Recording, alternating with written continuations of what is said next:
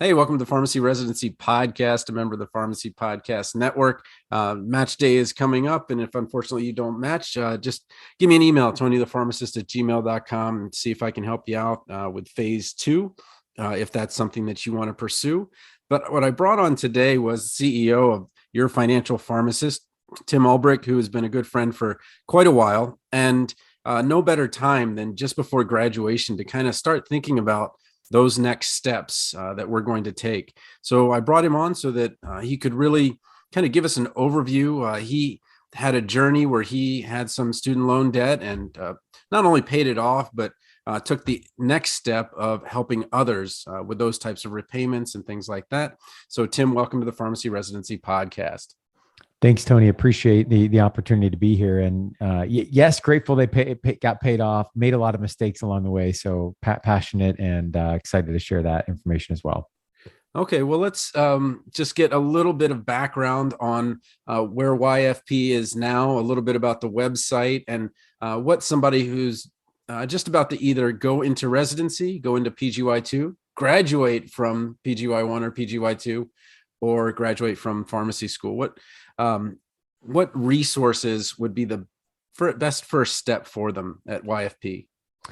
Yeah, I appreciate the opportunity. The team at YFP has grown, which I think is an indication, a good one, of the need for more information on this topic of financial education. Our mission is to help pharmacists achieve financial freedom. That could be, hey, Tim, I'm going through the match and getting ready for residency. Could be that, hey, I'm 10, 15 years into my career and I'm feeling like I'm a little bit behind on investing and saving for the future. Or it's hey, Tim, I'm hoping to retire next year and wow, markets are kind of wild. Inflation is high. And what should I be thinking about as I build that retirement paycheck? So we're really here to help pharmacists in this financial journey and to create a community of folks that want to help one another and feel empowered throughout that journey. I would say for those that are making this step right now into final year as a student pharmacist, first year as a new practitioner, whether that's residency, whether that's fellowship, whether it's, that first full-time paying job as a pharmacist. I graduated in 2008, can remember that journey well. And I made, Tony, a whopping $31,000 during my residency at the Ohio State University. Thankfully, they've come up a little bit, since then, but we're starting to see again that divide, right, Tony, that was closing for a while as pharmacist salaries were being compressed and decreased and hours were being cut. Resident salaries were going up at the same time. Now we're seeing that start to stretch out again as we're seeing some demand increase, sign-on bonuses, and some other things.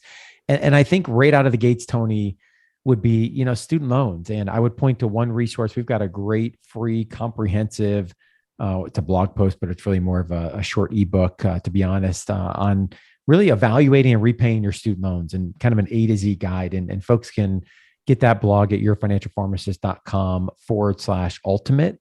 It's the ultimate guide to paying back your student loans. And, this is a big decision. $170,000 is the median student loan debt of a 2021 graduate. That's gone up since 2010. That number was around 100,000.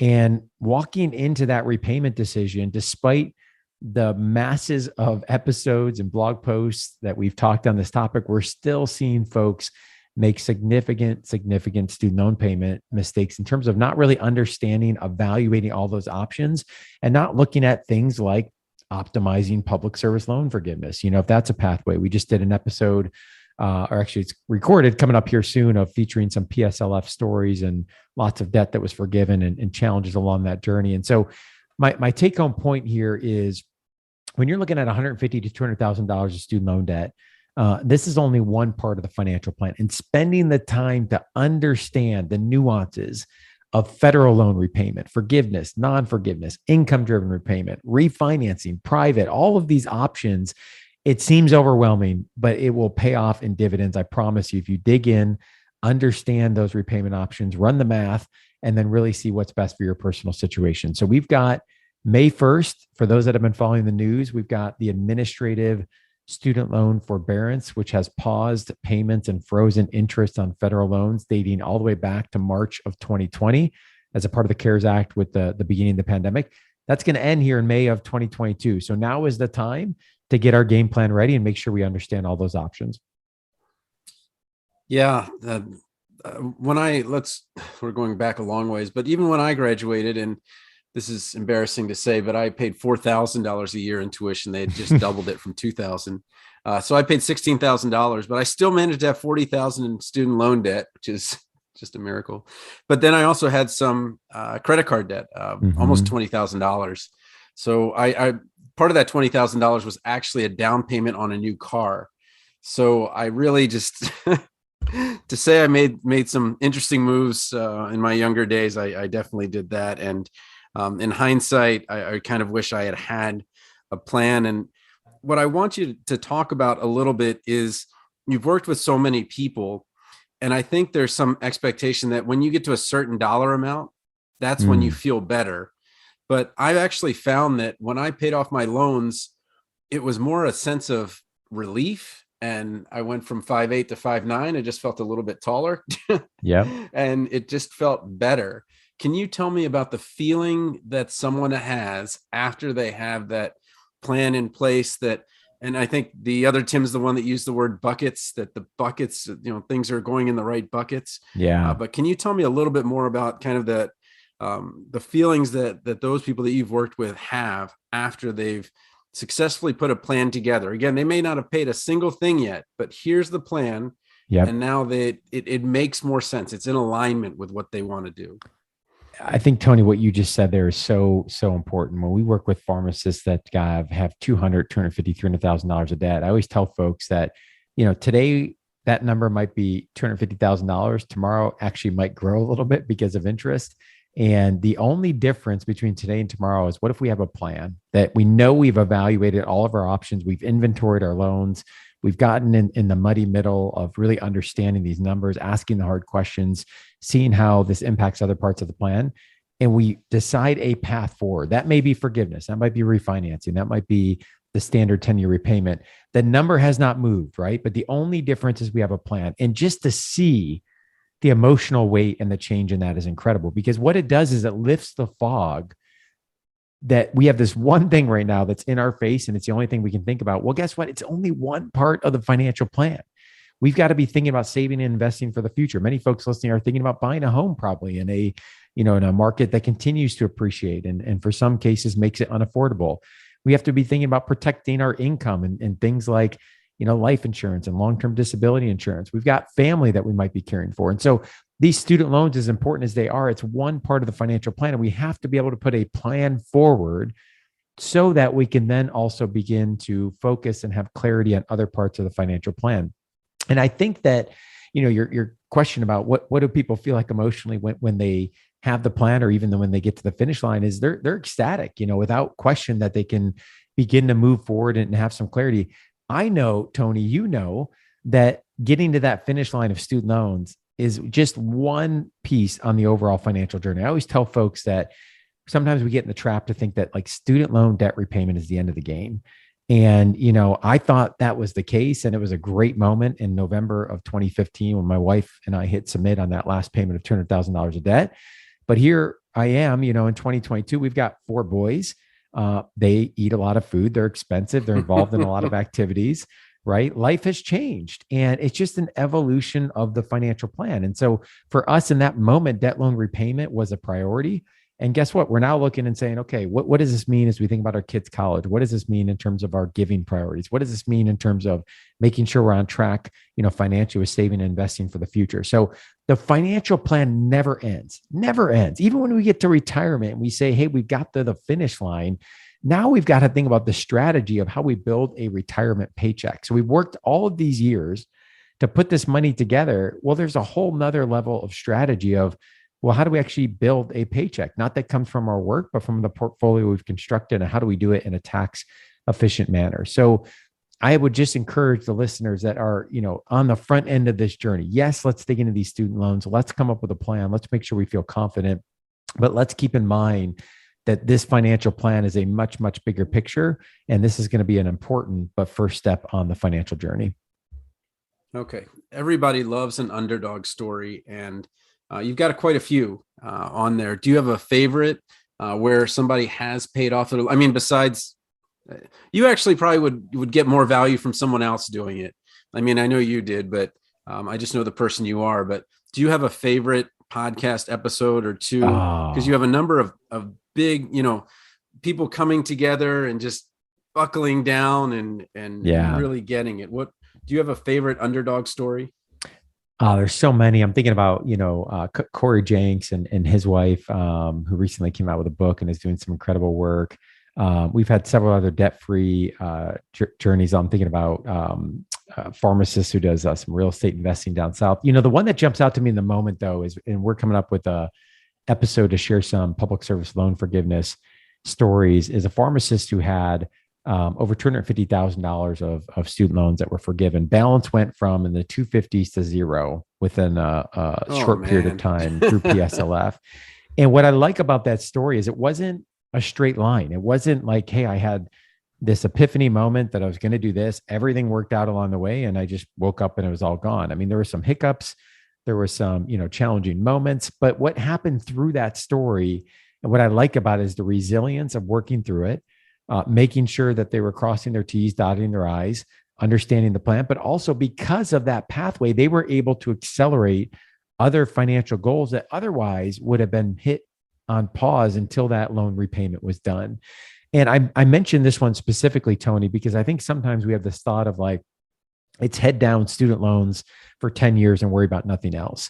And that might be a strategy for some folks, but guess what? That means we're maybe a fourth into our career and we've got to play catch up on other things. And there are strategies that we can employ that allow us to, be able to chew and walk gum at the same time. We can start to build an investment plan, take advantage of time value of money, compound interest, while also moving forward our student loan repayment or looking at purchasing a home. And so being able to juggle these balls and having someone perhaps, coach us through that and keep us accountable, I think is so important. But we've got lots of debt-free stories on the podcast. Some of them are, sweat and grinding it out and paying every dollar out of pocket. Some of them are, loan forgiveness or other debt reduction programs that are out there as well. Yeah, you've mentioned a number of times on YFP, and when you kind of come down to it, and there's even a book on this, but not necessarily in regards to financial, to find your why is a really big part Mm-hmm. of being able to work with somebody that you're not just like, okay, well, the technical parts of it, we can certainly do that, but until I really understand your why, it's going to be very tough for me to do that. And when we're doing letters of intent, which we'll be doing again here in the next week for phase 2, a number of people just kind of said, okay, well, it's just a document, I'm just going to do it. And I get the letter in and then they get rejected.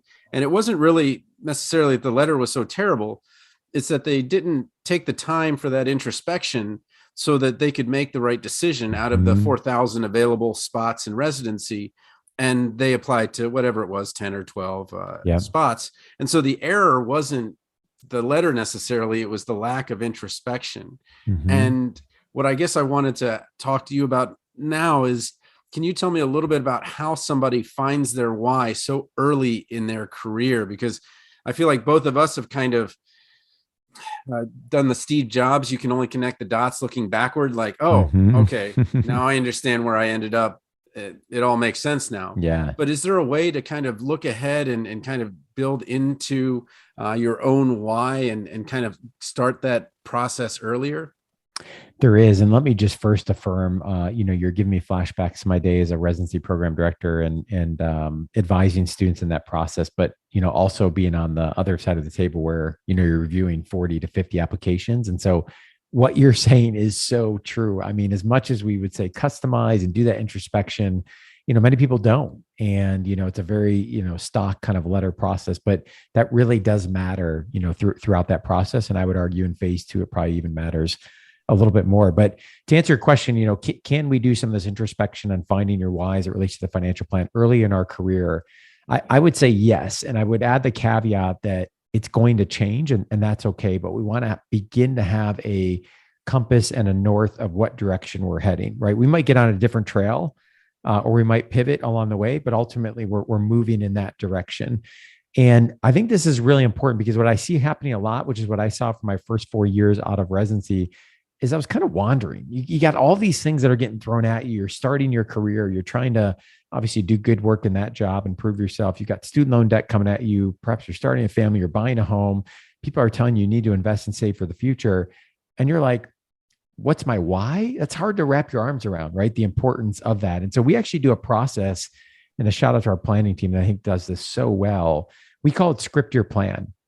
And step number one in the financial planning process that the team does is get organized. So, get all of our account information in order, making sure we have everything synced up, understand what this account for, that account for, really that data gathering phase, which sounds simple, but is so important. Step number two is script your plan. So before we talk about student loan repayments, before we talk about investing, saving for the future, 401ks, IRAs, cryptocurrency, buying a home, all these things, we need to understand where we are trying to go. We have to answer this question, at least as we stand today. Why do I care about this topic of money? Why do I really care? If we think of money as a tool, what gets me motivated ultimately at the end of the day is I earn that paycheck, right? And so if we can imagine ourselves in a future state just for a moment, where we don't have the confines of student loan debt, we don't have the confines of I have to go to work to earn this six-figure income, how would we be spending our time? How would we be spending our money? What are the things that derive the most significance to us? What are the things that are most important to us? And this becomes to start to shape around. We always say that a good financial plan, yes, we need to take care of our future self, right? Yes, we need to plan for retirement. Yes, we got to pay down the debt, but guess what? We also have to live a rich life along the way. And it's the balance between those things that I think for some pharmacists, it's hard to see what's right in front of us today. For other pharmacists, they're really, really good at squirreling money away, but they may not be so good at enjoying and giving themselves permission to spend along the way. And so asking some really pointed questions, and that's what our planning team does in the Script Your Plan, is really allowing us to begin to develop what somebody's financial why is. And of course, that's going to evolve and we need to revisit this.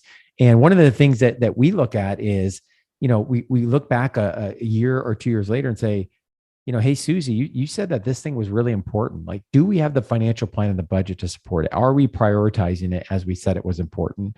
And so, reflecting this back, revisiting this often, so important, but asking some of these critical questions up front. And if folks want to learn more about this concept, there's a process called life planning, 3 questions developed by George Kinder. You can just Google George Kinder 3 life planning questions and begin to reflect on some of those things yourself.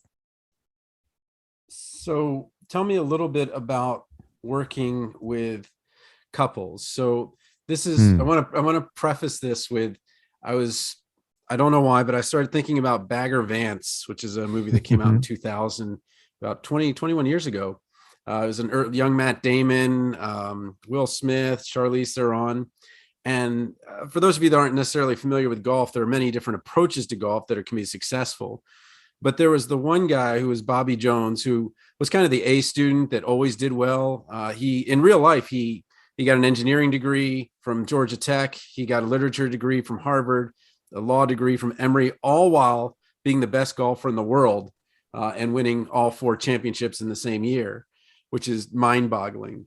And then there was Walter Hagen, who, on the other hand, he has kind of this mantra of, well, if I make 3 bad shots and 1 miraculous shot, then I can do well too. And that's kind of me. Like I'll succeed in that way. So my wife is the A student. I'm the person that kind of goes wrong. But I think most of us are, and maybe I was when I graduated, Matt Damon's character, where we're doing great. We got to pharmacy school. We succeeded at pharmacy school. And then we have this, I hate to call it trauma the way that they portrayed it in the movie, but certainly this student loan changes who we are in the future. And not only are we bringing this in, but our partner may also be bringing this present in. So if you've got 2 quotation fingers, average pharmacist, you're talking about $350,000 in debt, which is a payment, I think, somewhere around $3,000 or $4,000 a month. Ouch. Sorry. So tell me a little bit about couples and bringing people together that have different qualities that may, have some synergy when it comes together. And I know you've had stories about this, but maybe how do couples work through this at that really early stage?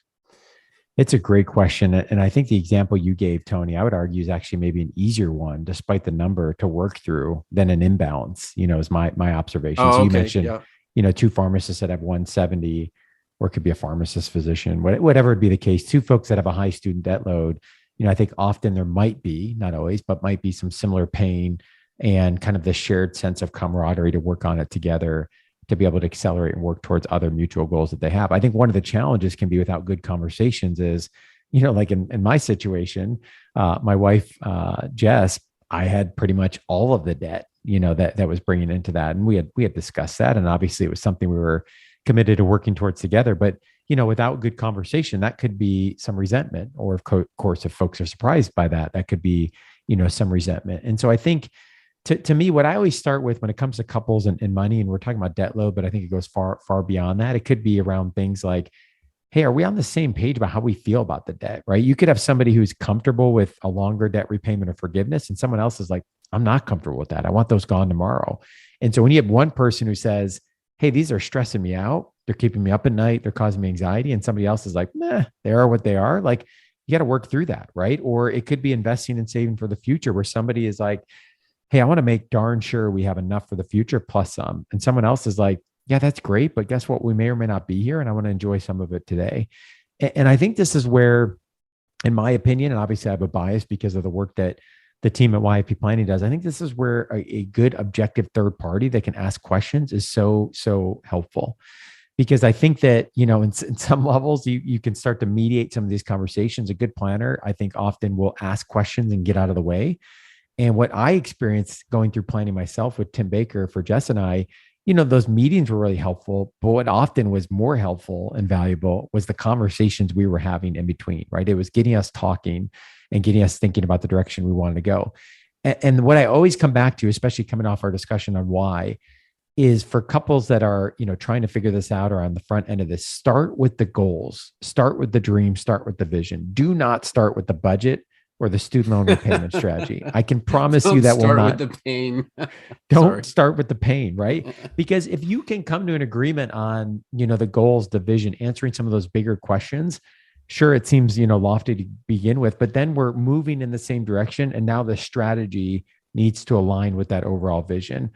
I think, starting with the budget, starting with the debt repayment, starting with our investing strategy may not lead to such a positive income. And we have an article I wrote way back when, and maybe you can link to it in the show notes. I wrote an article called 10 Financial Discussions Every Couple Should Have. And these are around things like goal setting, budgeting, expenses with children, giving conversations. This is an area where you see folks may not be on the same page, debt repayment, housing, transportation. Maybe somebody looks at the market right now and they're like, I'm itching to buy a home. Somebody else is like, no way, the market's crazy. So these are meant to be questions in 10 different categories that, you don't necessarily have to pose to your partner or your spouse, but it's an objective third party bringing these questions to hopefully have some good discussions and conversation. Okay. Well, I'll find it and I'll link to it. I'm kind of going back to and you can maybe I'll segue to the real estate arm of YFP. Yeah. But I was a real estate agent for, I want to say 5 or 6, maybe even 7 years. I don't remember how long it was. And I remember those conversations where you had two diametrically different approaches, and that third party had to be there to make it so that you could ask, well, I know that you want this, this, and this, but you want this, this, and this. And the house that doesn't fit into your budget. It doesn't fit into a millionaire's budget, it's and so we have to, find some compromise, and those car drives there were just that's what it was. It was just kind of talking about it and listening and hearing what it is on one end and what it is on another, where if you have an agent that's really kind of listening and not so worried about the sale, and because I'd had the job, I was still working at the pharmacy or whatever, I was very fortunate that I was never worried about the sale. I was just it just was really enjoyable to me to kind of have this couple come together and it all work out. Can you talk a little bit about Nate and what you've got going on the real estate arm of YFP? Yeah, I got a couple exciting things. So Nate Hedrick, a friend and colleague of mine for now a decade. I think he actually, when I used to teach at Neomed, he was a resident in our teaching certificate program, which is how we met. And Nate is a pharmacist, but also a real estate agent. So his kind of brand is the real estate RPH, and we've had him on several shows on the YFP podcast. We've got some information up on the website, yourfinancialpharmacist.com, if folks want to find more. But he's doing some really neat things, I think, on helping to further the education of pharmacists that are in that home buying process, perhaps even before they're looking at, financing options or agent, making sure they understand the span of what's out there. Because often what happens is once you enter into that financing bucket, whatever you choose, and once you enter into that agent relationship, you may not be aware of kind of everything else that's out there, especially from a first time home buyer standpoint. And one of the things I love about Nate is his, he really does have a heart of a teacher. And I think he also is a client of YFP Plan. He really understands the intersection between the home purchase and the financial plan. And one of the things he and I always talk about is, hey, the bank should not set your budget, right? Which happens a lot, but the bank should not set your budget. You should set your budget. And so when you go to that pre-approval process and what you get the allowed amount that you can, have finance, that doesn't necessarily mean that it's a good decision for you as it relates to the rest of the financial plan. Because guess what? They don't necessarily know all of your financial goals. They're not a financial planner, or they're not looking at everything else in your financial plan. So really spending the time to first identify, what is the right timeline? What is your budget? How does this fit in with other financial goals like debt repayment is so important. And I think, Nate's done a great job of helping connect pharmacists that are looking to purchase a home, often first time home buyers, with agents in their area if they don't already have an agent, as well as to talk them through the process. Nate is also helping us in the second big area we've been working on in real estate, which is more on the investment side. So we're seeing more and more pharmacists that are looking to get involved in real estate investing. And this could be, looking to buy a single family home or a duplex or a triplex. It could be, somebody who's looking at a more passive approach to real estate investing. Could be somebody who's looking at house hacking where they, buy a duplex or a triplex. They live in one, but they rent out a couple, lots of creative ways to do it. And they've initiated a podcast that is dedicated specifically to pharmacists interested in real estate investing. That is co-hosted by Nate Hedrick and David Bright. We publish that each Saturday on the Your Financial Pharmacist podcast. And I think they're now 45 episodes in and doing a really neat job, I think, of featuring different investment opportunities and pharmacists that are doing investing all across the country in that area. Yeah, that real estate arm was one I understood, and even being the real estate agent, what allowed me to better understand the investments. But even having all that, I always used an agent, even when I was buying my own homes, because it became such an emotional thing that I couldn't separate myself from, is this a good deal? Is this good? And so I always use an agent, and always actually brought my wife out to approve it, because even if she didn't talk in technical terms or money or whatever it was, I just want to know if she felt good about it. Mm-hmm. And I remember this one house that I was like, she's like, yeah, I just don't feel good about it. And I was like, well, can you give me more? And she's like, no, just don't feel good about it. And so I passed on it. And it took a while to figure out what it was, but there was actually in the front yard, there was actually a telephone post that I completely ignored that was completely blocking the front of the house. And I was just like, wow, I didn't even see that, because I just was so excited about getting it, and just having that trusted advisor, so valuable. And now Absolutely. I'm kind of on the other end. I'm 25 years out from graduating, and now we'll have all of our homes paid off. We have 3 homes, one that we live in, and then the other 2. And the one just got paid off. So if we wanted to, I could just sell that one and pay for all 3 girls' tuition for 4 years in a state school. Awesome. So the value of real estate is certainly part of the financial plan.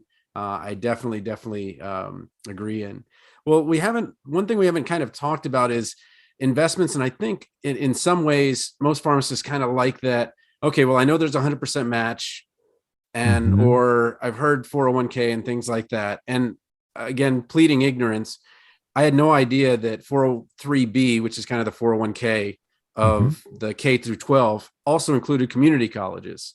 So Mm-hmm. once I paid off my home, I was like, well, what am I going to do with this extra money? And I was like, all right, well, just put it in the 403b.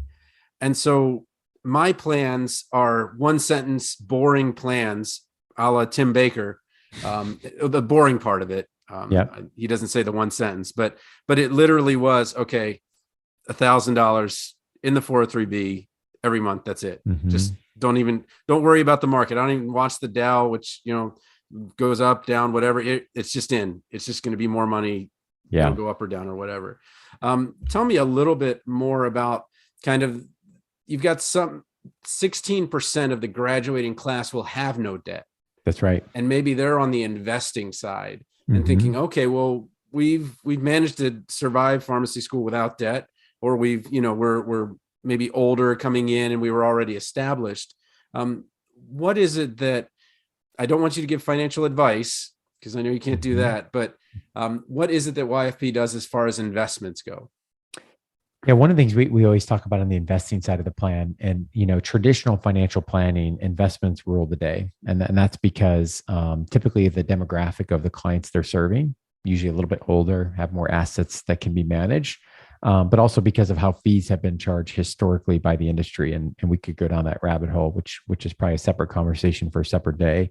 But for folks that are perhaps have a negative net worth, right, because they have a boatload of student loan debt. Or they're early on in their career, and maybe they are part of that 16% that didn't have student loan debt upon graduation, but they haven't yet built up a substantial asset base.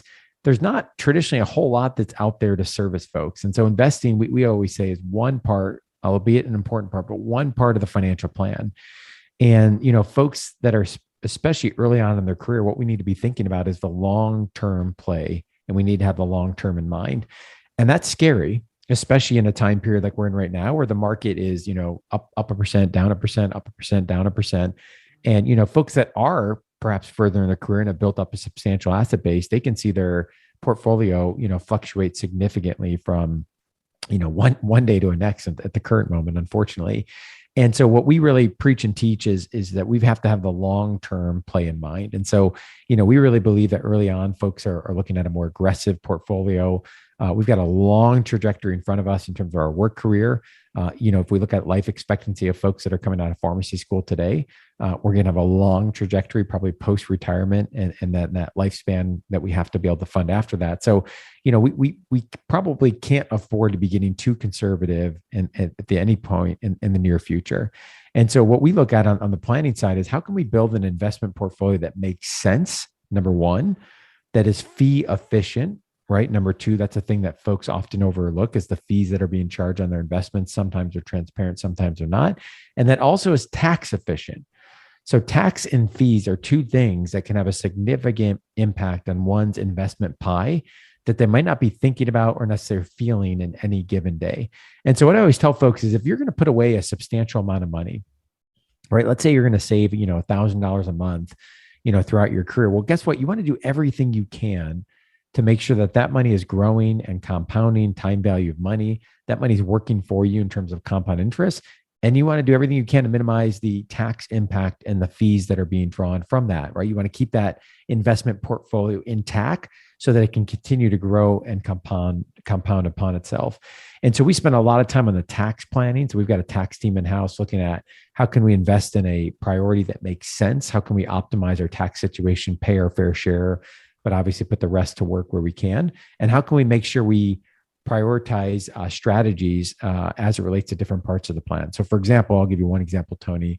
For those that pursue public service loan forgiveness, not only is there the benefit of tax-free forgiveness, but ultimately the way those monthly payments are constructed is based off of one's adjusted gross income, or their AGI is used in the formula. So there are investment levers that can be pulled that can lower one's adjusted gross income, right? 401k, 403b contributions, HSA contributions. So not only in those cases are we beginning to build our investments, but we're also lowering our taxable income, which is increasing the amount that's forgiven and decreasing the amount that's coming out of our pocket. So in that scenario, somebody wakes up 10 years from that point, especially for the folks that are going to work in a not-for-profit hospital in a residency situation. Wake up in 10 years, you get to the point potentially of tax-free forgiveness, but you also have a nice nest egg that you've begun to build up because of that strategy around the investing. So it's things like that where we start to put the different pieces of the financial plan together, investing, student loans, taxes, and making sure that we're building a plan for the long term that makes sense. We often talk, Tony, about retirement as if it's a hope, dream, or wish. And what I always tell folks is, retirement and that number we need is ultimately a set of mathematical assumptions, right? We might not like the numbers when we put them in the calculator, but that's what it is. And those numbers, have some variability to them. There's some assumptions, things will change over time, but we should never be thinking, I hope I can retire at the age of 55 or 65 or 67, right? We can plan that out, and we can do those projections and say, hey, this is what you might need in 40 years. But the problem with stopping there is people look at those numbers and they're like, that doesn't even make sense to me right now, right? It's overwhelming. It's 40 years into the future. I got these other things right in front of me. So a good financial plan will take that number and then bring it back to today and say, what does that mean today? So what are the options you have available to you? Maybe it's a 401k, maybe it's an IRA, maybe it's an HSA. It's a combination of those. What options do you have in front of you today that we can begin to save towards each month, so that if we do that over the next 30 or 40 years, we're going to be able to achieve that retirement number? All right. Well, I've asked you a bunch of questions. Is there anything that I maybe missed that you want to make sure people know? And although it's pretty easy to find your financial pharmacist on the web, maybe give us your contact information to make sure somebody can get a hold of you. Yeah, appreciate the opportunity to be on website, yourfinancialpharmacist.com. Would love to connect with folks on LinkedIn. You can find me, Tim Ulbrich, and appreciate the opportunity to be here, and wish the group that's listening the best of luck going forward. So thanks, Tony. Hey, thanks again.